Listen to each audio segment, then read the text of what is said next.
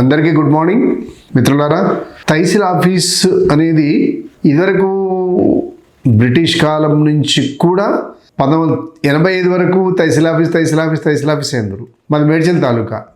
Minimum 100 నుంచి 120 గ్రామాల వరకు ఉండేది. అందరు తహసీలే అయిందరు. ఇప్పుడు చేవెళ్ళ తాలూకా ఉందనుకో, సిద్దిపేట చాలా పెద్ద తాలూకా అప్పుడు ఆ రోజుల్లో. అయితే దాన్ని కూడా తహసీలే అందరు, 7 మూలకు పోయినా కూడా తహసీల్దార్ ఆఫీస్ అందరు. కానీ ఎప్పుడైతే ఎన్టీ రామారావు వచ్చిండో అది ఆయన పేరు మార్చిండు. ఇక సినిమా పరిశ్రమ కదా, ఫ్యాన్సీగా ఉండాలన్న ఉద్దేశంతో తాలూకా ఆఫీసులను డీసెంట్రలైజ్ చేసి వాటిని మండలాలుగా మార్చిండు. ఒక్కొక్క తాలూకా నుంచి 4 మండలాలు, 3 మండలాలు, 4 మండలాలు మినిమం చేసిండు. కొన్నిసార్లు 5 మండలాలు కూడా అయినాయి. మరి ఏమనాలి అప్పుడు?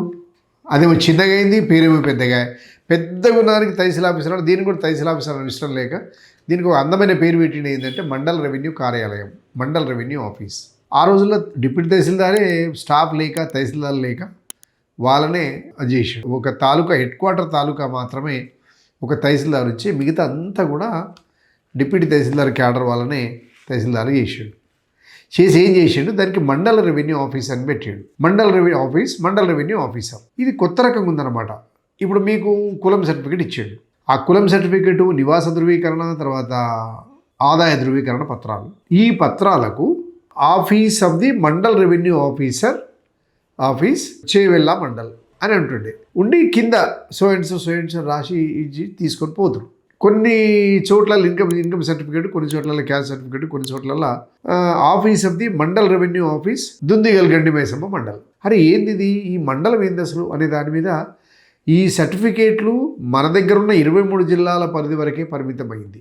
బయట రాష్ట్రాలు పోయేటప్పటికీ బయట దేశమంతా కూడా తహసీల్ ఆఫీసరే ఉంది. ఇది కంప్లీట్గా అది ఒక కాన్స్టిట్యూషనల్ బైండ్ ఓవర్ లాంగ్వేజ్ ఇది తహసీల్ అనేది. అయితే మరి ఇది ఇట్లే బాధలు పడుతున్నారు, ఏమో చేస్తున్నారు, మళ్ళీ వచ్చి మారుతున్నారు, ఏమో ఇవన్నీ చేసినప్పటికీ లాస్ట్కి వచ్చినప్పటికీ 2016 వరకు అట్టే నడుచుకుంటూ వచ్చింది. 1985 నుంచి దాదాపు 20 ఇయర్స్ అనుకుంటా, 30 ఇయర్స్. ఈ 30 ఏళ్ళు కూడా జనాలు ఇట్లా సఫర్ అవుతూనే ఉన్నారు. చివరాఖరికి ఏమైందంటే దీన్ని ఇట్లా బాగలేదు, దీన్ని తహసీల్ ఆఫీస్కి మార్చాలని ఉద్దేశించి 2016లో మొత్తం, అంటే అప్పటికి చాలా సంవత్సరాల క్రితమే అయింది అనుకుంటారు, అయింది తహసీల్గా మారింది. 6 or 7 ఆ ప్రాంతంలో తహసీల్గా మార్చారు.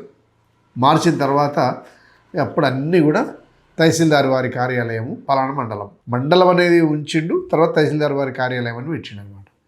అప్పుడు సర్టిఫికెట్లు ఇవ్వడం స్టార్ట్ అయింది.